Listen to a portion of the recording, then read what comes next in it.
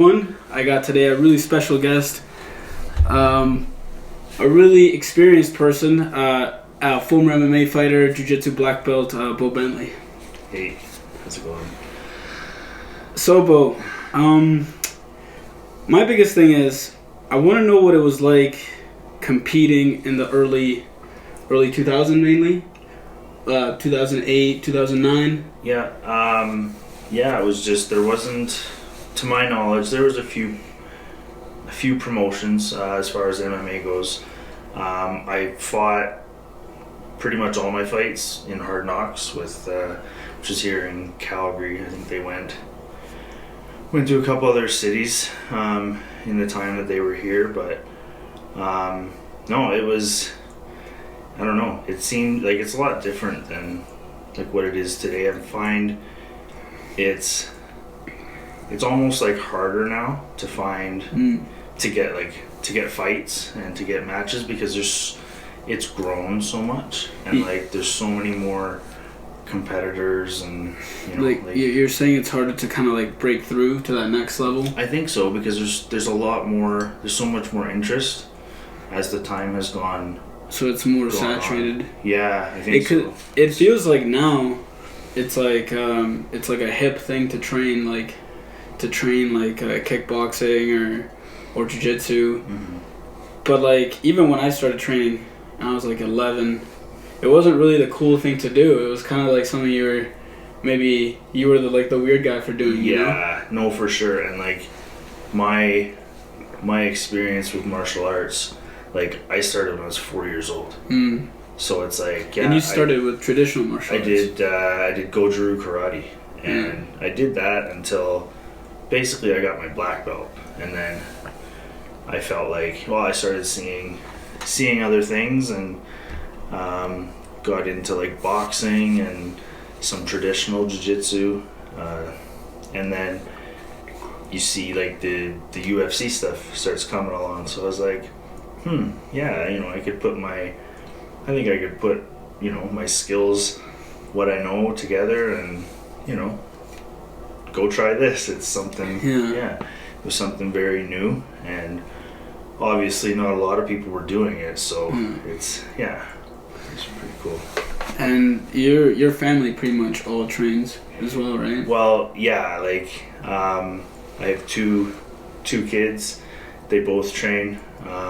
My girlfriend, she trains. She's just recently been trying to get her first MMA fight, so. But she also comes from like a traditional martial arts. Do you get nervous when either potentially your girlfriend or your son when they compete, or do you get more nervous for you competing versus watching? I look back at it and I don't remember feeling super nervous. I think my first fight I was like, what the heck am I doing, man? What is this? And and then after that, it's like, I think you just need to kind of get those nerves out, like the first couple times. Yeah. Because it's different than training and sparring in the gym, right? Yeah. So I would say that, when I'm coaching or cornering, like especially if it's like my son or anybody that I'm close with, I feel like I get a lot more nervous for them than I did myself. So for sure. Yeah. How were your parents when you were fighting? Did they ever were they ever super scared? Could they watch you fight?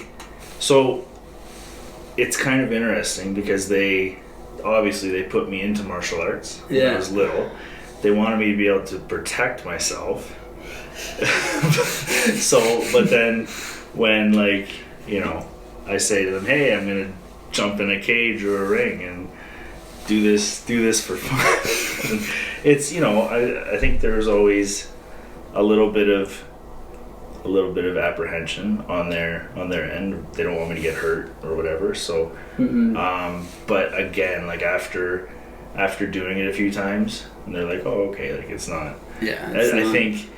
And at the time too, when people were talking about fighting in a cage, it's it sounds sounds maybe a little more scary than what it actually is. Like you have a referee and everything, and they're making sure people are for the most part. You only have to fight a trained assassin for for 10 or 12 minutes. 10 minutes or less. So, but yeah, as time went on, they became kind of more established. Ended up, they would watch my fights and stuff, and so it was good. They supported it. That's awesome. Yeah. And you spent some time in China as well for a couple years. I did, yeah. What's training like over there? Martial arts has to be huge over there. It's yeah. I noticed a huge difference. Like I was living here in Calgary, and then moving over there, I went to 2 or 3 different gyms at first, and just kind of checking it out. And I would say the intensity level of just how some of these guys train is it's crazy. But yeah, I think martial arts over there, it's a little more, I don't know what you would say, like, it's more, maybe a little more recognized, I guess, or it's a legit career choice kind of thing. Yeah, it's been around a little longer, so over there, so yeah, it was fun, it was interesting. And you also train with Nagali? Alan, Ngali. Yeah, he's a beast, man. He fights in 1FC. Yeah. And man, I actually worked at his gym, and I was teaching there. But man, that was a pretty crazy experience. It was, man, like just to train with someone who's at that level. What was his training regimen like? He was there every day. He would, like, when you hear some of the professional fighters talk about, you know what, like you're training 2 or 3 times a day. Like I saw that every day there. He was be there in the morning, like first thing in the morning. He'd be do a session. We'd maybe do some sparring and stuff in the morning, and then like afternoon he'd be back. He'd be doing whatever, like some weights or whatever, and then like even sometimes in the evenings. So that guy, when you look at him, it's he puts in, like, I can definitely acknowledge that he puts in like a ton of work with his training. So super explosive. And he has lots of fights too. Yeah, he was lots of fights. He came from Muay Thai, and then just in the last, like when I started training there, he was just kind of starting his MMA. Yeah. So, he's had a few MMA fights. He was kind of jumping back and forth to kickboxing and MMA with 1FC. So. Yeah. So, Beau, I got here an old fight from Hard Knocks. Oh boy. Damian Miller. Yeah. So I'm gonna let that play in the background if you wanna just have any type of commentary. Yeah. But I'm actually gonna mute the commentary. So. Yeah, I remember this. Yeah, this was the one fight in my career that, like, I went up. I always fought at 170. And then this one, I don't know, I think I was getting a little frustrated with some of the weight cutting. So for this one, I fought at 185. I felt good in this fight. Like, probably one of the, as far as right here, he's not really getting any ground and pound off on you. He's just and like stuck in this guard. Looking back, it's crazy, because at the time you think that it's a good thing to do, but like I actually pulled guard. And I was like, man, afterwards, like, what am I doing? Like, it's, but just a little bit of inexperience. I'd only had a few fights, and I mean, like, doing this, like, even though I wasn't getting hurt, I probably lost that round, right? Like, because we kind of stayed there most. I mean, if I'm a judge, this is hard for me, because you're working for submissions. Yeah. You tried the triangle, and now you're trying to submit here again. So I don't know. judging fights is such a weird thing, but anytime I watch, like, when I fight, it's like you're just watching every single mistake. And Yeah. I think you probably see more. You see more of your mistakes than what what's good, right? Because I mean, here Who do you think has got the most deadly jiu-jitsu from the bottom in MMA? Oh, jeez. Right now? Yeah. Oh, man. It's a tough one. I always... I don't know, actually. It's hard to think. Yeah, like... I don't think there's as many... There's as many guys anymore that are good like that. It's more... They'll be... kind of wrestler. Be stronger from the... Like, if... Like, using the jiu-jitsu. It's like... On, like, playing top game or... Yeah. Or, like, I see a lot now, like, guys that are good will, like, just be going for the back. You know what I mean? Like... Not too many guys. Like, I don't think nowadays you can be... I think that's partially a coaching move. Yeah. Because if you're constantly chasing for the back, the judges, they don't have another way but to score it for you. You know what I mean? It looks more... It's more aggressive than... Oh, I took a nut shot. Oh, you just got... I think in almost all of my fights, I got hit in the nuts. I don't know why. I don't know what... That's the worst. What kind of karma was getting me there, but yeah, almost. Yeah. Do MMA fighters wear steel cups too, or? I never wore a steel cup. No? I just wore like a regular. Yeah. You should have had one, my friend. Looking back now, yeah. Nice takedown. Yeah. And that's the thing, like with a lot of my fights, like especially with the amateur, I got really frustrated because my grappling at that time was a lot better than my striking. So I'd usually shoot in for takedowns and stuff, and then I'd have them on the ground, but like judges would still score the round for the other guys. And I was like, this fight here, I lost. I think it was a split decision, and I'm like, the first round I kind of gave up because I pulled guard. Yeah. But then the rest, but then there was a takedown right here. Yeah, this is control time. I was doing takedowns. I had him against the fence. The thing with MMA judging, it's like it's so open ended. You can argue anything, and judges sometimes just use that to just rob some guys sometimes. But yeah, I've seen some really shitty decisions given out, and yeah, I'm always kind of partial for like the guys that are grappling. Is that a 12-6 elbow? Is that legal? You know what? It looks like it, but I don't think he's close to the spine. He was kind of hitting me on the on the more sides. to the side. Yeah. But I don't know. And this is still amateur, so like even what's going on? Even that, yeah. So, but yeah. But there's no difference between this and a pro fight. No, nice overhand. Not right? really. We they kind of went more to the style of gloves too for the pro. I think they had a little more padding, but when I started, they just had the ones with the big like the bubble, the big pad. Yeah.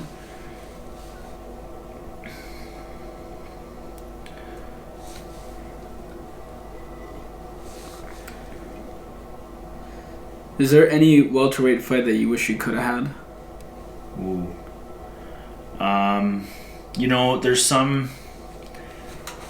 There's some guys that I fought in amateur that I think, like, when I look back, I'm like, you know what? I think I would have liked to have that fight or that rematch, like, as a pro. Mm-hmm. Just where, like, the rules in amateur at that time was like, if I was getting takedowns, like, I couldn't ground and pound to the head, right? Yeah. So I feel like in a pro fight, I would have, maybe had more of a chance to stop stop the fights, right? Yeah. Getting the takedowns And it's interesting you say that, because what makes GSP so good is that he's able to take you down, pin you, and then ground and pound. Yeah, and then when you ground and pound, it'll usually, if that's not stopping the fight, you know, like the guy's guard's gonna open, or he's gonna roll, he's gonna give his back, right? Yeah, so yeah. it's like It's it was frustrating. There I tried a spinning back kick. They're a lot better now. And then here I was getting a little more tired, so just standing, I was done with the takedowns. So man, this is amazing takedown. So that was good. Beau, did you ever wrestle?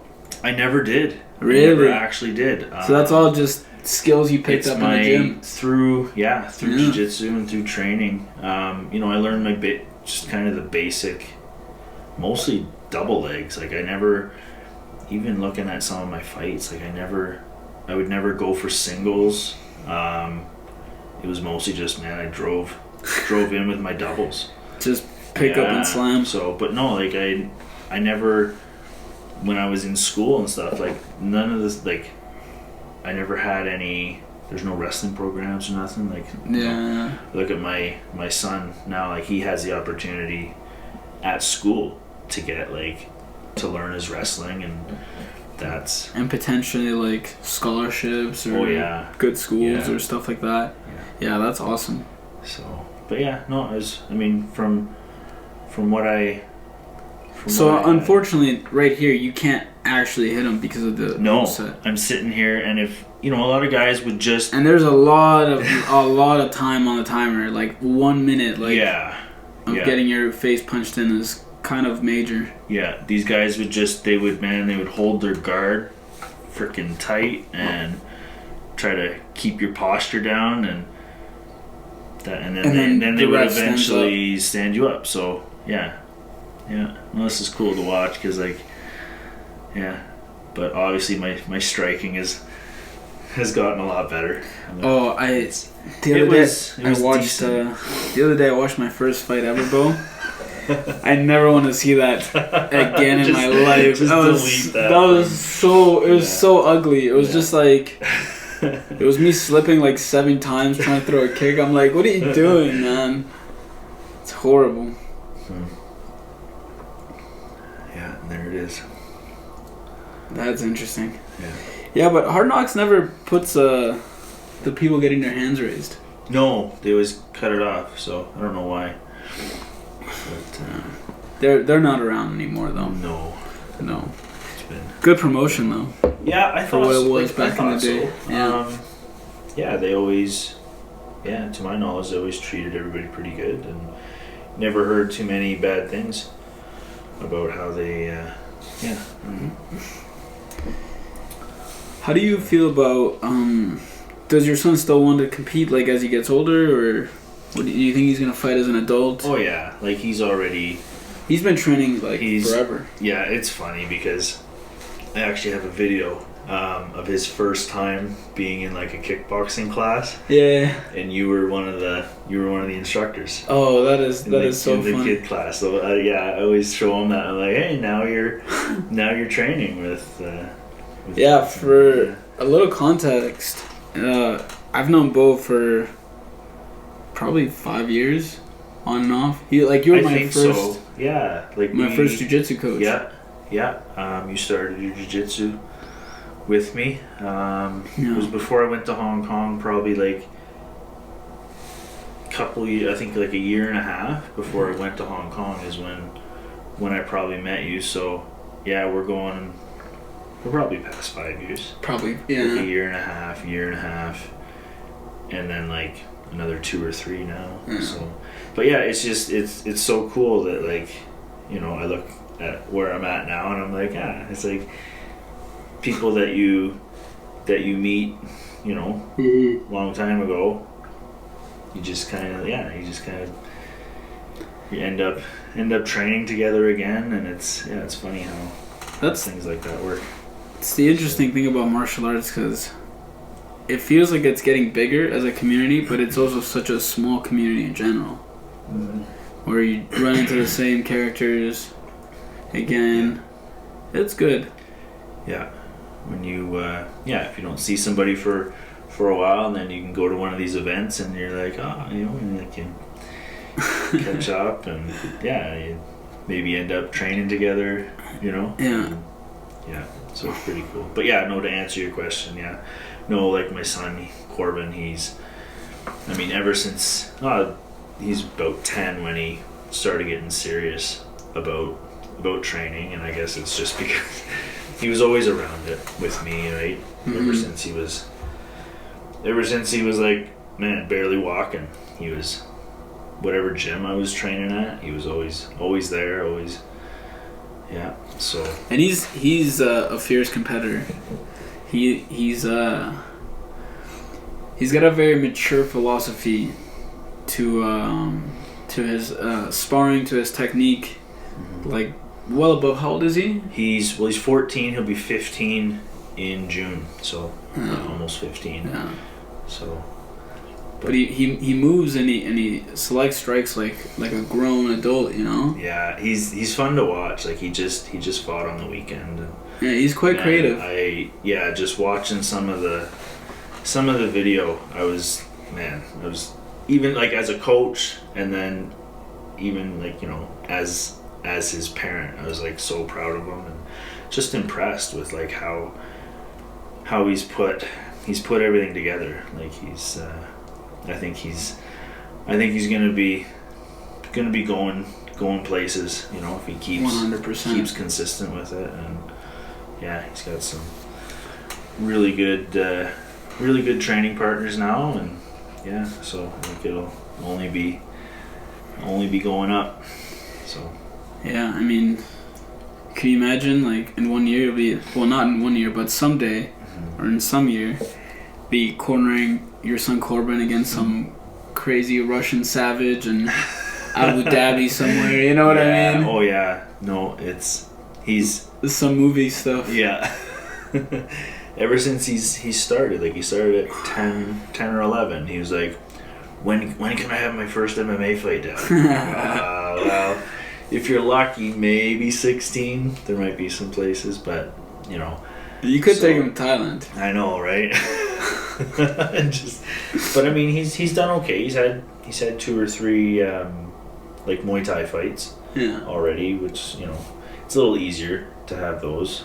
Yeah, I've talked to other guests about this, but it's especially in Alberta. There's just more avenues to get into competition through Muay Thai than there is MMA. Yeah. Because right now there's really Unified and some other cards, but they're not super concerned about getting a guy that's been training for like 3-4 months. You know what I mean? To get them an experience and get them that. Yeah. They're looking for guys that already have fights. Exactly. Right. Yeah, and then going back to what we were talking about before, like when I was fighting, there was guys that maybe had 6 months training. Yeah. That they would give an amateur fight to. Yeah. Like, how long have you been training? I just like started like a few months ago. And like now, I don't think you gotta know a coach. I don't think you would see that at all. Like, so then, you gotta either have a lot of time in training and be showing some pretty good skills, or if you know somebody that can kind of get you in there. So I think it's getting a little bit harder these days to get, especially like activity levels. Like a lot of Canadians, they only manage to fight like once or twice a year. Like for you to fight 3 times a year is like, it's good. It's pretty active. good. Yeah. So I think you gotta be. And guys are doing that in the States like all the time. More. Yeah. Like I think you have to be willing to, especially if you're from Canada, I think you have to be willing to to travel. You know what I mean? Like not just rely on what's local, or even just to like, for us, like if there's like BC or whatever, you gotta be, you see some guys that are going out to Ontario, and there's some eastern promotions. Quebec, I hear, has Quebec, they're known for their boxing. Quebec. Yeah. Yeah. I think they have. There's one promotion out there. I think that's Samurai.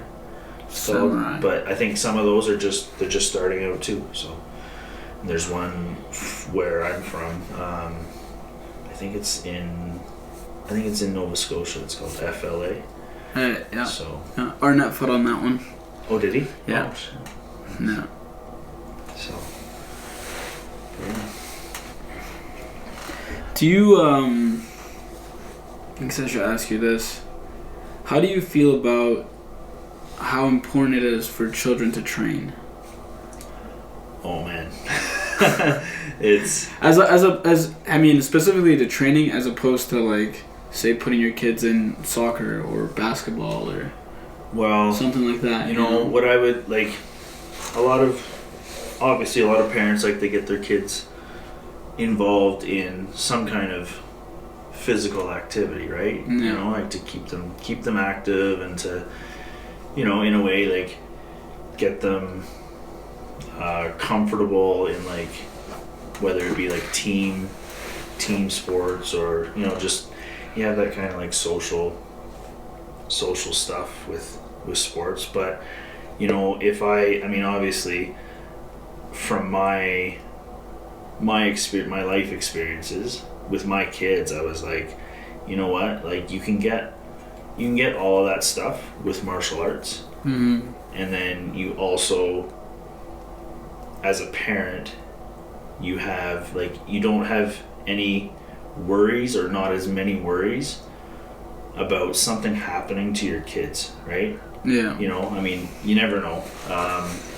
And I mean, it doesn't mean that, you know, like things, you know, obviously can't like, you know, go bad, but knowing how to defend yourself is just gonna help. Like, it's not gonna be a hindrance. Yeah, and I know, like I said, from my own experience, like with other kids and things like that, even just when other kids know that you do martial arts or that, you know, you're this or you're that in what you do, whatever you train. Yeah.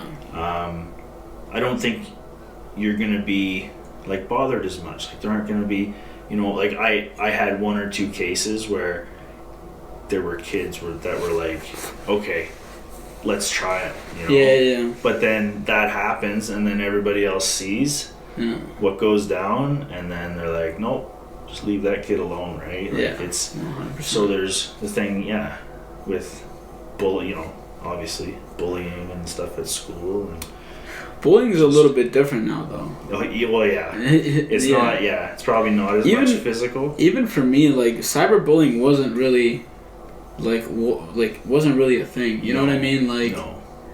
Like, when we were yeah.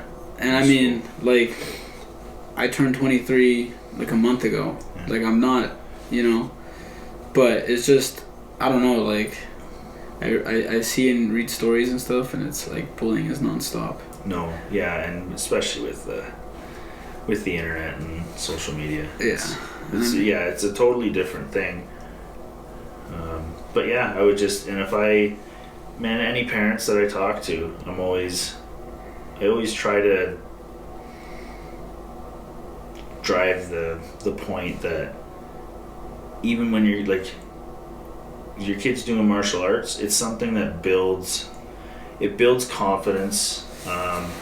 You know, some kids have like maybe some self-esteem or confidence issues, right? And I mean, also being honest, like that's just getting more common as well. Oh yeah. You know, it's just more likely that, you know, kids are just gonna have that problem. Mm-hmm. Yeah. And I mean, I'm not an expert, so I don't know. No, me either. Specifically, like, what's causing that or anything like that, but that seems to be the trend. Mm-hmm. And I think that's also why martial arts as a genre is kind of getting more popular too. Mm-hmm. I think people and like parents see the results, right? Yeah. And they're like, holy crap. Like, I mean, I've seen it in students I've taught.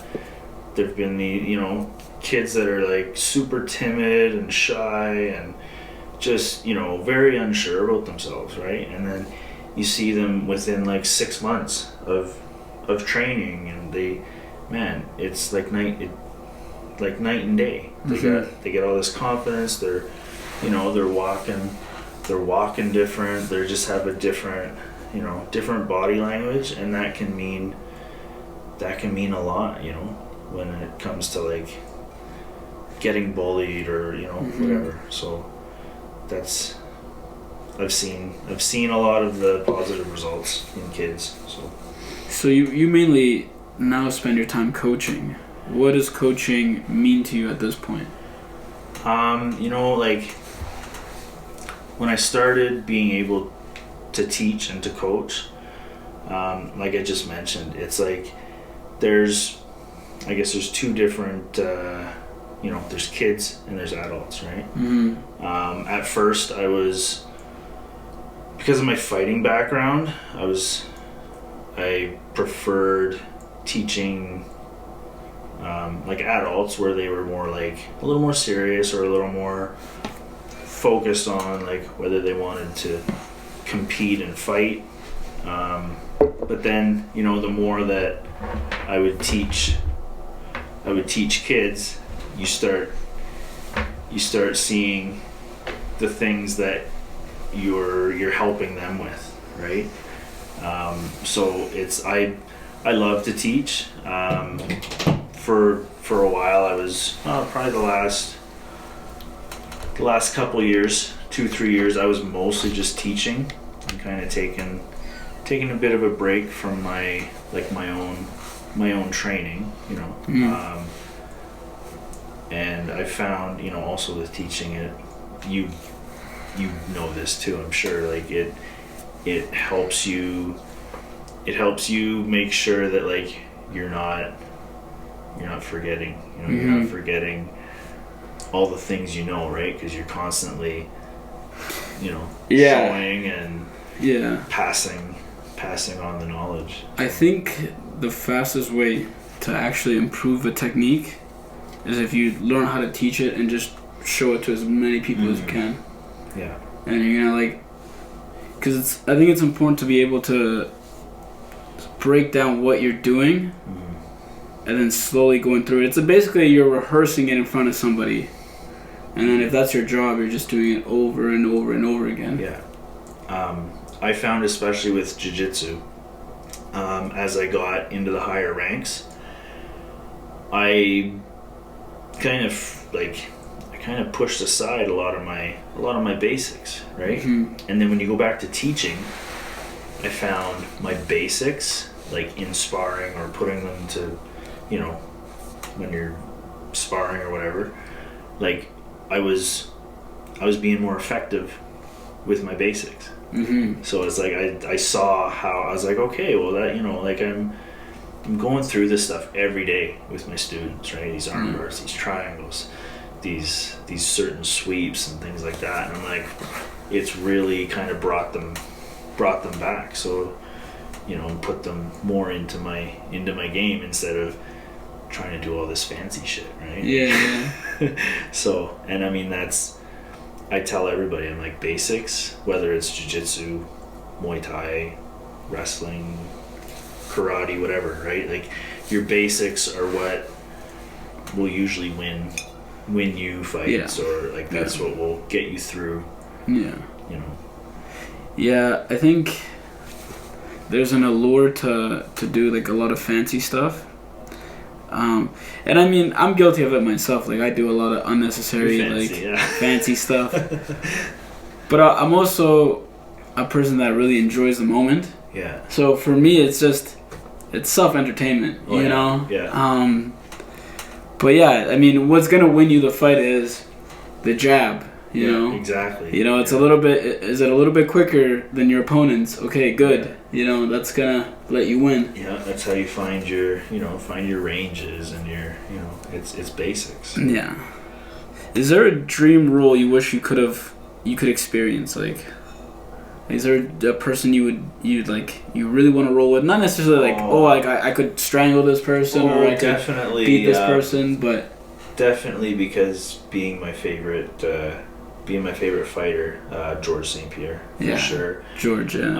I have a friend that actually trains with him in Montreal. That's so sick. So I'm like, dude, like I want to try try to get out there sometime, and I don't know. It's even if I went to train there, like do a drop, like I don't think there's much chance. Just George St. Pierre. I don't know, but he trains a lot. Yeah, he still does. He still does, and I respect him for that because a lot of these other great fighters, like they stop training. Like like he's done fighting. I mean, he could just be like, no, that's it, I'm done. But I mean, you see him like he's there helping like the new young upcoming fighters and stuff. So that's pretty cool. Like that he's still involved with it.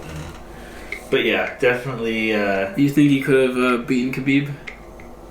GSP going down. GSP going down. That is so. Because he almost tried it. It's so tough.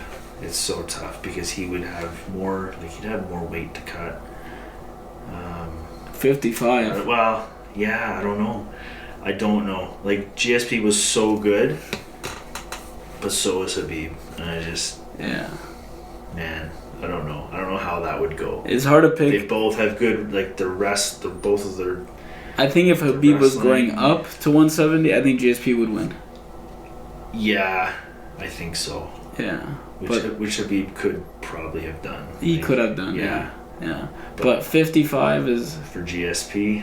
If he already does a weight cut. Yeah. So. But yeah, there's a lot of fighters that I would have liked to see go against Khabib. So I'm kind of bummed out that he retired, but I understand too. You don't want to be. He retired on top though. Yeah. And just super never beat. And he's never been more popular. Now that he's retired. Yeah, I know. He's retired and everybody's talking about him. Yeah. He's doing some pretty cool stuff too now. Yeah, he's coaching as well. Yeah. Oh yeah, you see a lot of his fighters. Man, they're doing really well. So. Do you think Canadian MMA can ever get to that point of competitiveness? Like with how the Russians. Yeah, how the Russians and Europeans, how they just crank out like just waves of fighters. I think it's possible. I think it might take a few years. Yeah. But I mean, as things grow, I think you get more people training and fighting, and like there's we have some really good Canadian fighters there's some that good are showing up in in Bellator and UFC. So I think even with some of those fighters, it'd take a little more time, and could have somebody that's one day up there with. I mean, there's been already fighters that do good against Russians already. Mm-hmm. Good Canadian fighters. Obviously, George was the best in the world, so. Yeah. But do you ever think we'll get massive crowds again, like when GSP would fight? Like, do you think we could rally that hard? It depends, I guess. It depends if we as a country to have if there ends up being another fighter that can capture that. As GSP, what I mean? Where you get the whole country knows this fighter and is behind him. I wonder what that is, what that one quality is. I don't know. That just makes people want to watch and just make someone. The thing about what I admired about GSP was that I felt like I related a lot to him, and he wasn't one of these guys that were coming in and talking crap about everybody. He was a very good example of a traditional martial artist. Yeah. And that's what I came from, right? And that's how I was taught as a 4 and 5 year old. The values and just how to carry yourself. So I think, and then even as Canadians, right? Mm-hmm. We have this. I don't know if it's not a stereotype, but it's just that. I think he really fit that. Yeah, he was a great Canadian ambassador. Yeah, he was the most Canadian person possible. even with the accent too. Accent. Yeah, the accent, but he was super polite. Well, Guys would be talking shit to him, and he's just like, yeah. I hope you have a good training camp. There's something about that that's also kind of scary when a guy's able to have composure and still be nice to you. Yeah, and then just smash your head. Yeah, just obliterate you the next day. Yeah. Well, Beau, that was a great interview. I had some fun, my man. Thank you for coming over. Awesome, appreciate it. Is there anything you want to say before we close this out?